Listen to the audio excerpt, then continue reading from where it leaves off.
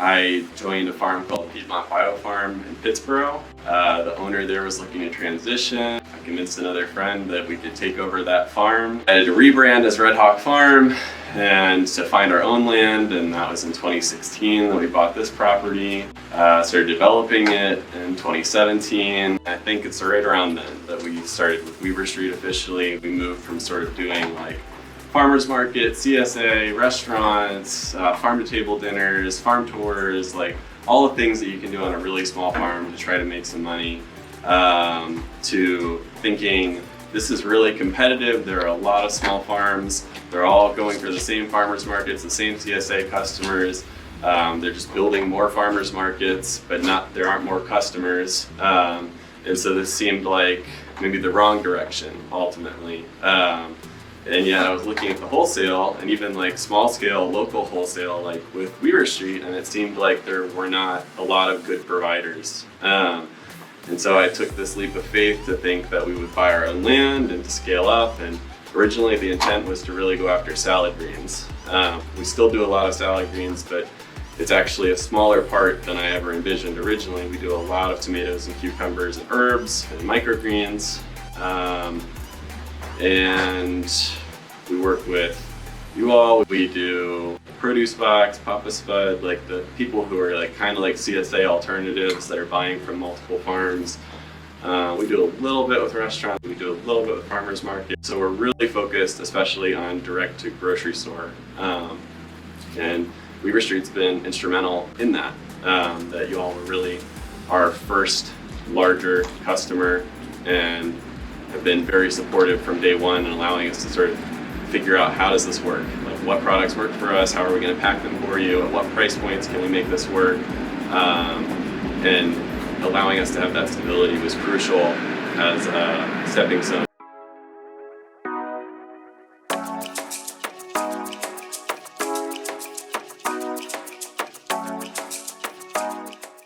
These are growing about a foot a week. And so these will hit that in 4 weeks. You'll see when we go into our beef steak house, a crop that's already been lowered and leaned. So we have to pollinate a crop like this. All of these flowers have to get pollinated, and so we buy in bees. Like every 8 weeks, a beehive arrives, and the bees fly around. You'll probably see them in this house. They do more pollinating on sunny days than on cloudy days, but they pollinate all the flowers, and you can actually, if you look at the flower, you can see where it's a little bit brown, which is what they call bee tracks, where they've clearly already been there. So this is an heirloom house. This is our most mature heirloom house. These will be ready probably the beginning of May. We just planted our second heirloom house. They'll be ready later.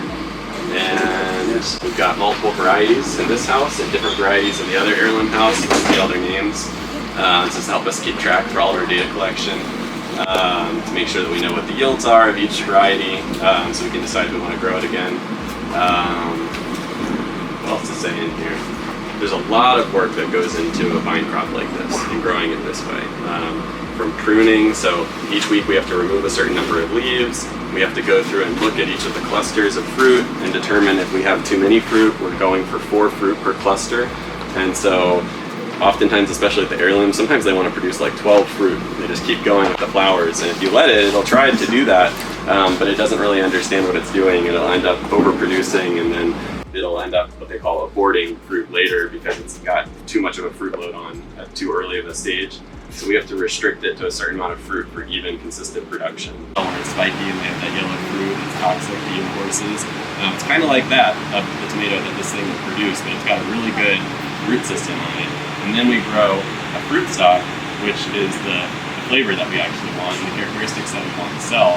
And we marry the two of them together with a graft, which means that we cut them, we put them together, and then they have to heal in like basically this like an ICU unit, where they get no light and they're at the perfect temperature and full humidity for a certain number of days in order for that graft to actually seal. And usually we lose some of them, but first they go here and then they go out to the tables and they get babied out there, and then they end up that full size and planted new houses. And the rootstock provides primarily.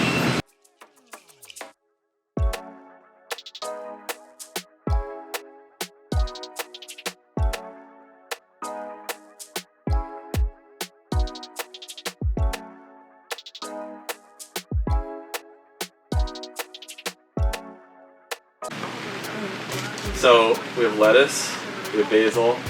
This is the first basil crop of the season. All this is grown in that paper pot system, which is why it looks relatively uniform. This lettuce has been harvested one time, which is why it looks a little funny right now. But we get multiple cuts off of lettuce. That's what I was explaining, that if we cut it at the right height, it will regrow from the growing tip. And we can get between 2 and 4 harvests as long as it's not summer. If it's summer, it is way too hot and the lettuce is miserable and we barely get to the finish line for the first cut and then it's got to go. But this time of year we're getting 2 or 3. In the dead of winter we might get up to 4 cuts off of the lettuce. So basically we cut it, we strip off the lower bad leaves that are left that we were never going to harvest in the first place, and we let it regrow. Which is the step that it's at right now. You can all the way up there is the first cut, and this is all the second cut. So we kind of harvest like in a loop. It's the way that it works out. Again, thinking about successionality and how do you have consistent amount of supply. We kind of start harvesting when the lettuce is a little bit too small, and then we end up harvesting a little bit too big, and it's like kind of that sweet spot that we try to sit in order to be able to come back around and have continuous supply. Variety.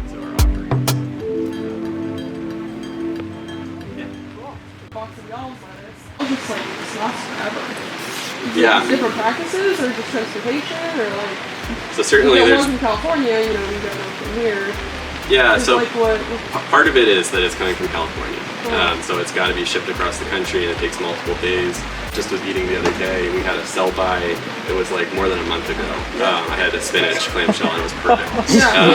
So I'm like, how is it still so fresh and fine? I love that. Yeah, I think like how long does it take to come from California? It's like a few days. Like you're talking about 3 or 4 days. So that clearly doesn't explain that total difference.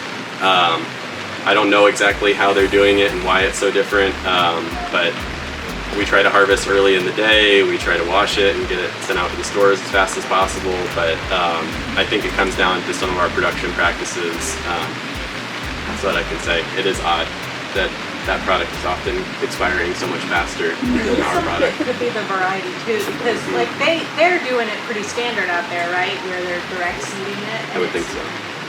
This variety always seems a little more sturdy, but yeah. I never saw them.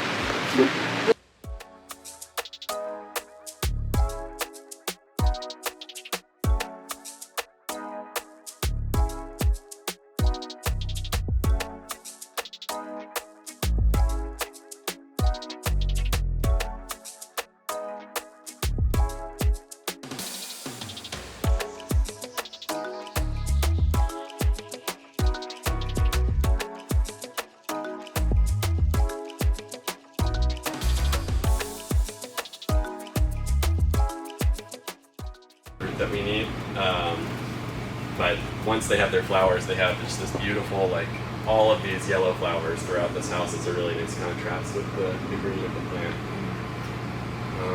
But yeah, so we'll have cucumbers soon. We install it ourselves, and it restricts the amount of water that we can provide because cold water, we have plenty of cold water, but when you run it through the hot water heater, it restricts the number of gallons per minute that you have, and so then we have to have more zones in this house, which means that we can only water smaller sections at a time, which we'll get to later. And we only use the hot water heater in the winter for crops that are susceptible, which are things like cucumbers and tomatoes and basil. They're all very vulnerable to cold water. And so we use a hot water heater, and then we go through the system. There's a filter and a backflow preventer. And then we get to our injectors, and we've got different tanks. So we've got an A tank and a B tank and a fish tank. Fish just means that it's like all the ground up parts of fish that are not commercially viable, they then turn into a fertilizer. And it's a very effective fertilizer for organic operations. It's very stinky and difficult to work with from that like aesthetic perspective, but it's very valuable and effective.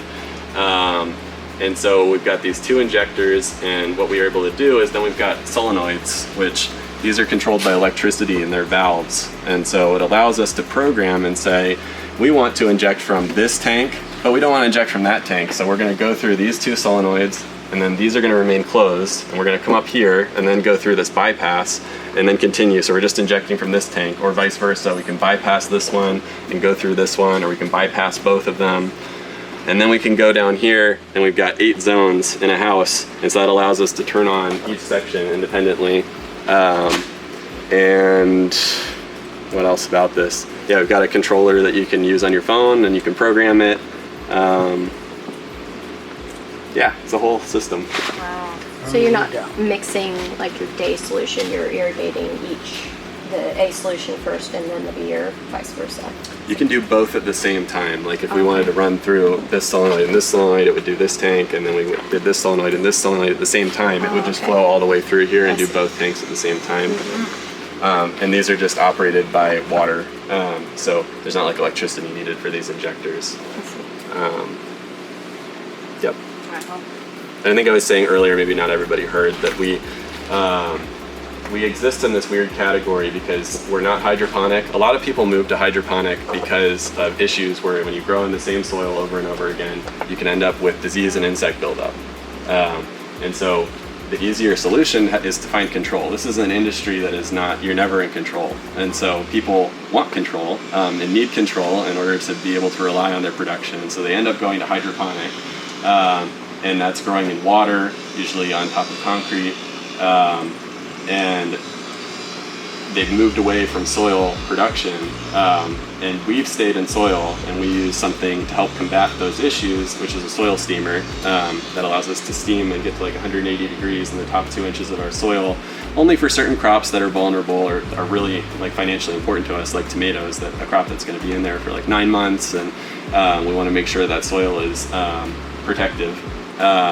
And that allows us to exist in this middle category where all the literature is like focused on field production and soil or hydroponic and greenhouses, and we are neither of those. And so we have to sort of consult both and then keep our own records, and we go through and we take leaf tissue analysis, which is taking a certain number of leaves that's representative of this house and sending it off to NC State, and then they tell us where we're falling in sufficiency ranges, if we're deficient, if we're low, or if we're high, or if we're just sufficient, and then that allows us to calibrate how much fertilizer we're giving, and then we keep records of that so we know sort of a baseline of this generally worked, but then we double check ourselves the next year and the next year to make sure we don't get off track, and then if we do get off track, then we can manipulate this on the fly and have a tighter injection rate so we're putting out more product, or we can put more fertilizer in a tank.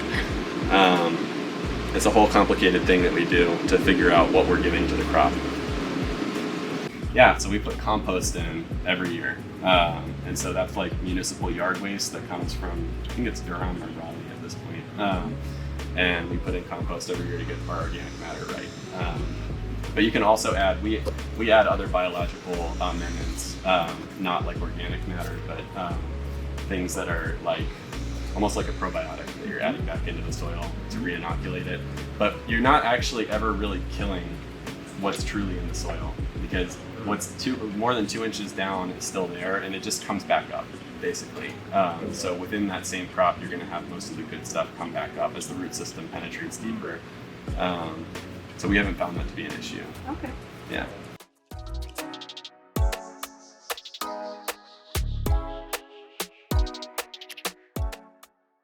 Tomatoes for like 30 years in this greenhouse in the same soil, and they solarize. So whereas we use the steamer, they would put greenhouse plastic and close up the house come August, and they would leave it for about 6 to 8 weeks just baking. It would be like 180 degrees in that house, and it does the same thing that our steamer would do, but over a lot longer period of time.